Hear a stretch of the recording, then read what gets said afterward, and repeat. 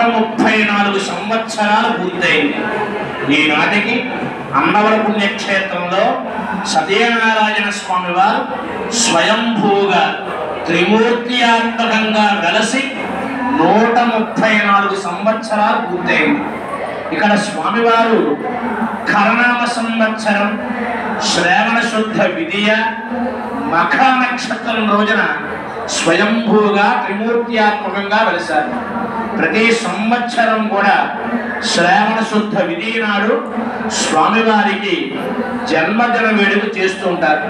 అలాగే ప్రతి నెలకి ఒకసారి, ప్రతి 27 రోజులకు ఒకసారి మఖా నక్షత్రం రోజున స్వామివారికి విశేషమైనటువంటి అభిషేకాలు చేస్తూ ఉంటారు. విశేషంగా హోమాలు అన్ని చేస్తూ ఉంటారు. భక్తులు కూడా చేయించుకోవచ్చు. ఆ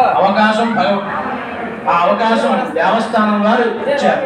ఇక్కడ సత్యనారాయణ స్వామి వారు స్వయంభూగా త్రిమూర్త్యాత్మకంగా వెలసి ఉన్నారని చెప్పారు. స్వయంభూ అంటే అర్థమైంది. త్రిమూర్త్యాత్మకం అంటే హరిహర హిరణ్య గర్భులుగా. హరి అంటే విష్ణుమూర్తి, హర అంటే పరమేశ్వరుడు, హిరణ్య గర్భుడు అంటే బ్రహ్మదేవుడు. అంటే సృష్టి స్థితి లయకారకుల ముగ్గురు కూడా కలిసి ఉన్నటువంటి ఏకైక క్షేత్రం ఈ అన్నవరం పుణ్యక్షేత్రం. వీరందరూ కూడా స్వామివారి దర్శనమైన తర్వాత, వ్రతమైన తర్వాత దర్శనానికి వెళ్తారు. ఇక్కడ స్వామివారి దర్శనం 2 విధాలుగా జరుగుతుంది. మొట్టమొదటిగా మీరందరూ కూడా పై అంతస్తులోకి వెళ్తారు. పై అంతస్తులోకి వెళ్ళినప్పుడు ఇక్కడ నమూనా విగ్రహాలు ఏ విధంగా చూపి ఉన్నారో ఆ విధంగానే ప్రధాన ఆలయంలో స్వామివారు మీకు దర్శనమిస్తారు. మధ్యలో ఉన్నవారే వీర వెంకట సత్యనారాయణ స్వామి. మధ్యలో ఉన్నవారు వీర వెంకట సత్యనారాయణ స్వామి. ఇక్కడ సత్యనారాయణ స్వామి వారు విష్ణు రూపధారుడై అవతరించారు. విష్ణుమూర్తి అవతారంలో సత్యనారాయణ స్వామి వారు వెలసి ఉన్నారు. ఇక స్వామివారి భాగంలో ఉన్నటువంటి వారు స్వామివారి భార్య అనంతలక్ష్మి. నమః నమః పునః పునః పునః పునః నారాయణాయ నమః శ్రీ సత్యనారాయణాయ నమః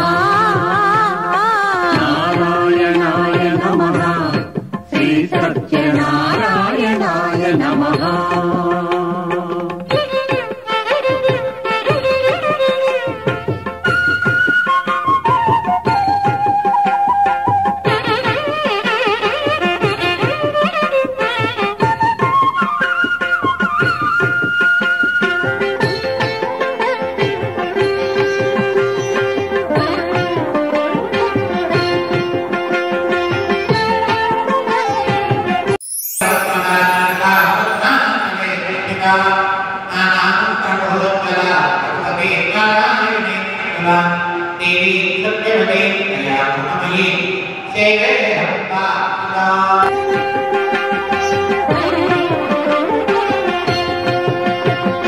హరిహర బ్రహ్మైక రూపాయ నమః.